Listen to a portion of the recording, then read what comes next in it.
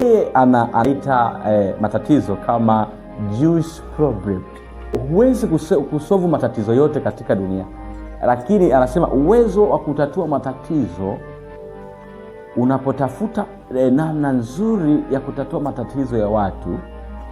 Tafuta matatizo fulani mahususi au matatizo machache. Matatizo hayo uyatengenezee mkakati wa kuanza kuyatatua kwenye ufanisi mkubwa. Kuna wakati tafika yatakulipa hayo matatizo. Yaani hata matatizo ambapo hakuna fedha. Mfano mzuri ni kueleze katika kipindi cha COVID-19. Watu wengi sana walipata pesa kwenye majanga hayo. Tunaona walitengeneza barakoa. Watu wengi walitengeneza barakoa. Kuna fursa nyingi zilitengenezwa pale. Na nitaeleza somo litakalo kuja mbeleni, itajifunza majanga yanaweza kutumiwa kama fursa katika maisha yetu. Changamoto ni kwamba fikra yako imefinywa. Fikra zetu zimefinywa na kudhani ya kwamba kwenye majanga hakuna fursa. Wachache wengi wanaelewa kwamba changamoto huwa ni fursa. Changamoto huwa ni fursa. Kwa hiyo tunapopita katika ulimwengu huu wa shida, wa changamoto, ndio ulimwengu ambao umejaa fursa pia. Yaani changamoto zinasaidia kukomaa, kutafuta fursa. Tuko pamoja. Kwa hiyo ngoja nikuulize, muuza chakula anatatua tatizo gani? Mtu mmoja anasema njaa. Muuza chakula anatatua tatizo gani? Je, muuza nguo anatatua tatizo gani? Mwenye daradara au bodaboda wanatatua tatizo gani kwenye matatizo ya watu? Unajua wewe unafunga ubongo wako unafikiri matatizo ni vifo tu, magonjwa. Yaani kwenye changamoto, kwenye matatizo ya watu. Kuna mtu ni changamoto wewe kutoka nyumbani kwake mpaka kufikia kituo cha bodaboda. Kwa hiyo wewe unaweza kutafuta fursa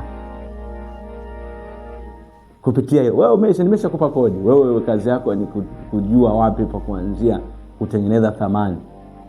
Kwa hiyo zoezi ambalo unaweza kuifanya ni kujiuliza, je, kupitia mimi nitakuwa natatua tatizo gani?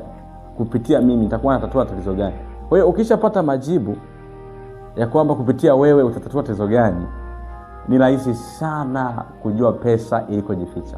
Kwa hiyo pesa imejificha kwenye maeneo mbalimbali. Nakubaliana kabisa na mchungaji na mwandishi na mfanyabiashara T.D. Jakes katika eneo hili kwamba katika matatizo ya watu tunaweza kupata pesa. Yaani kupitia changamoto za watu, kila mmoja anaweza kutengeneza fursa kupata fedha. Uingiapo na utokapo, kila mahali kumejaa pesa, fursa. Kwa hiyo mambo ndivyo yanavyokuwa. Kwa hiyo tukiachana na mchungaji T.D. Jakes, ukitazama kwenye fikra ndiyo inazalisha uthabiti, falsafa. Watu wenye uwezo mkubwa kwenye dunia hii, kwa tunasema wanafikiri tofauti na watu wengine. Kuna namna kufikiri tofauti na watu wengine. Yaani kwa hivyo ukifikiri tofauti na watu wengine, unakuwa tofauti na watu wengine. Sasa ili uweze kuwa tofauti na watu wengine, lazima ufikiri kwa namna tofauti na watu wengine. Huwa tunasema idea ni moja pia iliko jificha fedha kwenye mawazo. Idea, mawazo. Wanasema utafiti unaonyesha kwamba takriban kwa mwaka mtu anapata mawazo mengi sana. Tafiti zinaonyesha kwamba kwa mwaka mmoja mwanadamu hupata mawazo mengi sana. Tafiti zinasema kwamba katika mawazo anayopata mengi hayo, akiyatumia mawazo 4 ndani ya mwaka huo mmoja, hayo mawazo 4 aliyopata, anaanza kufikia viwango vikubwa sana vya kujua fedha iko jificha. Kwa hiyo fedha imejificha pia kwenye mawazo, idea. Ngoja nikuulize swali. Je, umewahi kupata wazo lolote katika maisha yako na lile wazo ilikufanya ukajisikia furaha ya kwamba ukilifanya utapata mafanikio, lakini kadiri muda ulivyoendelea lile wazo halikufanyika kwa sababu uligairisha, lakini baada ya muda kidogo baadaye ukakuta lile wazo lako kuna mtu amelifanyia kazi? Unakumbuka? Nataka nikwambie kwamba hakuna mtu mwenye hati miliki ya wazo. Hati miliki ya wazo ni kuingia kwenye utendaji. Kama una wazo unalifanyia kazi. Sasa ngoja nikuchambulie mambo. Hakuna mwenye hati miliki kwenye wazo.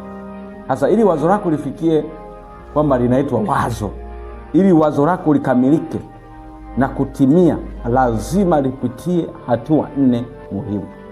Hatua ya kwanza ni conception stage. Hii tunaita ni kupata wazo, unakuwa na hamasa. Conception stage ni hatua ya kupata wazo, halafu ukapata hamasa. Nimepata wazo la kulima matikiti, nimepata wazo la kulima nyanya, nimepata wazo la kununua daradara, nimepata wazo la kununua bodaboda, nimepata wazo la kuanzisha kutatua matatizo ya watu. Nimeona kwenye mtaa huu watu wanapata changamoto sana ya mboga. Kwa hiyo hilo ni inaitwa conception stage. Kwa hiyo hilo ni jambo la kwanza. Hiyo ni stage namba 1 kabisa, ambalo ili wazo likamilike linapitia stage kuu 4. Na stage ya pili tunasema rejection stage. Hii rejection stage tunasema ni kukataliwa. Unajua kuna wakati unaweza kupata wazo alafu wazo lako likakataliwa. Huenda na mpenzi, tunasema mwanafamilia au watu tu, ikakataliwa. Ukapata challenge, unakosolewa kama hilo wazo sidhani kama inaweza kukupatia pesa. Kwa hiyo hiyo ni stage. Kwa hiyo ukivuka kwenye hii hatua tunasema implementation stage. Implementation stage tunasema kutekeleza wazo. Huo ndio wakati wa implementation stage, wakati wa kukamilisha wazo. Sasa unakutana na uhalisia wa kutekeleza wazo lenyewe. Sasa hilo tunasema ndo wazo, unafanya utekelezaji. Namba 3, hii implementation stage ni hatua ambayo hapa mwanzoni kama unaanza huwa ni mambo rahisi sana. Yaani huwa ni rahisi sana kuanza wakati mwingine, ijapokuwa sio rahisi sana kuanza, kwa sababu kwenye ujasiri unahitaji kuanza. Hapo pia panahitaji ujasiri namna ya kuanza wazo. Kwa hiyo namba 4 tunasema celebration stage. Tunasema hatua ya mafanikio. Hii ni hatua ya mafanikio. Utaona kila kitu kimeenda sawa na umefanikiwa sana. Na hapa sasa ndo tunahitaji watu wengi kutaka kujitambulisha na jinsi gani wanavyokufahamu. Katika hii hatua ya kucelebrate, unasherehekea wazo lako lile, kwamba nilikuwa na wazo bwana ya kuanzisha mradi wa kilimo cha tikiti. Nilipata wazo lakini nikakutana na upinzani. Nilipokutana upinzani lakini baadaye nikaamua kufanyaje? Kuanza implementation kwenye uhalisia wenyewe. Nikaingia kwenye uhalisia, hasa leo nafurahia na celebrate wazo. Lakini hapo katikati kuna vitu ulipitia vigumu, changamoto za kutokuelewa uhalisia wa wazo lenyewe, kupata utaalamu na mambo kadha wa kadha. Kwa hiyo tunajifunza masomo yajayo kuendelea kujifunza mbinu muhimu sahihi unapopata wazo, ni wapi ulipeleke wazo na unatamani ni njia gani uzitumie ili wazo lako liitwe wazo na liweze kufanywa kazi kimkakati na liweze kufikia mafanikio makubwa. Kwa hiyo katika somo hili tuliona mambo hayo muhimu. Mambo ya kuzingatia katika somo la leo. Nataka nikuulize maswali machache wewe unanitazama na kunisikiliza. Je, katika maeneo ambayo pesa imejificha, ni maeneo gani ambayo unataka kuanza nayo? Ambapo pesa imejificha, kwenye idea, mahali pesa imejificha, kwenye matatizo ya watu, ni eneo gani ambalo katika maeneo haya matatu ambayo tumegusia katika mada hii kwamba utaanza nayo? Usisahau namba 1, kuwekeza mahusiano yako na Mungu wako. Ndio namba 1, kuwekeza. Hiyo kabla hujaanza lazima uwekeze kwanza mahusiano yako na Mungu wako. Ndipo haya maeneo makubwa matatu katika mikono ya watu, katika matatizo ya watu, katika idea, katika mawazo, ndipo utachagua wewe uanze wapi. Mawazo unayopata ni watu wengi huwa wananunua mawazo. Tajifunza masomo yajayo, utashangaa katika ulimwengu wa leo kuna watu wanaishi kwa kuuza mawazo. Hujanielewa? Utashangaa mambo ya ajabu. Swali namba 2, ni thamani gani utaitengeneza ili uweze kuwafikia watu wengi zaidi na kuwavutia na kukulipa wewe pesa? Swali namba 3, ni mambo gani utaanza nayo leo kuyafanyia kazi katika mkakati wa kupata pesa, ukiamini ya kwamba yatakufanikisha? Hapo ni kwenye idea, mawazo. Uwezo wako uwe juu. Mungu ametuumba kuwa vichwa, sio mikia. Katika masomo haya ninatamani ya kwamba ufikie viwango na vilele vya mafanikio katika kufikia ndoto zako. Mungu akubariki unapofanikiwa. Na unapofanikiwa Mshukuru Mungu kwa mibaraka aliyokupatia na nyenyekea. Shina la mabaya yote ni kupenda fedha. Kuwa na fedha sio dhambi. Dhambi ni kuipenda fedha. Wengi wanaipenda fedha kuliko kawaida, kuliko Mungu. Kwa hiyo Mungu kwanza, mengine baadaye.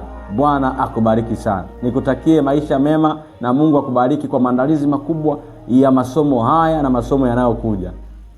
God bless you.